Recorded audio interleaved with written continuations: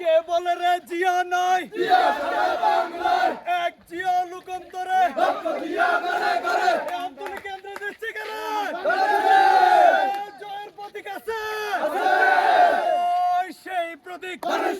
আরো জোরে জোরসে বলো জিততে গেছে তাদের তলায় মুখে জয় মুরো কালাম ভাইয়ের এমপি মোদার ইনশাআল্লাহ নিশ্চিত লাকসামে মনোরগঞ্জে আব্দুলিতে জয়ের মেলা পড়ছে জিতছে গেলে জয়ের মেলা